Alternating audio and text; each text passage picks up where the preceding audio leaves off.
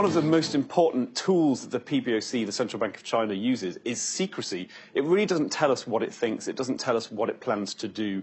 There isn't really much in the way of signalling about what's going on, which is why last summer, when interbank rates suddenly spiked, people were thrown into a bit of a panic. They didn't know if the central bank had engineered the situation deliberately and was in charge, or whether the central bank had been caught short and was on the back foot. Now, they're getting a little bit better at communicating what they want to do.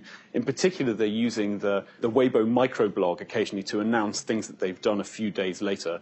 But still, the PBOC is one of the most secretive central banks in the world, which, given that it's running the second biggest economy in the world, is sometimes a source of concern. Now, the PBOC is in the middle of a very interesting monetary experiment. It's trying to push up rates, but only for certain kinds of borrowers.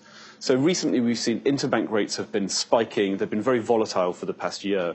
That shouldn't make any difference to borrowers of traditional bank loans, because banks borrow from depositors at a fixed rate to fund those loans. It does, however, make a big difference for anyone who's utilising shadow banks, which are funded using these volatile interbank securities. So the big question really is whether China can squeeze borrowers from certain areas of the shadow banking sector without hurting the rest of the economy. Now, it probably can, because these various sectors of the economy aren't as linked as they would be in a country with a more functional financial system. So it's quite possible that some borrowers will find they suddenly have to pay more, but good, productive borrowers will still be able to access affordable funding, either from the markets or from the banks themselves. So there is a limit to how much pain the central bank is ever prepared to inflict on even the most wayward members of the financial system.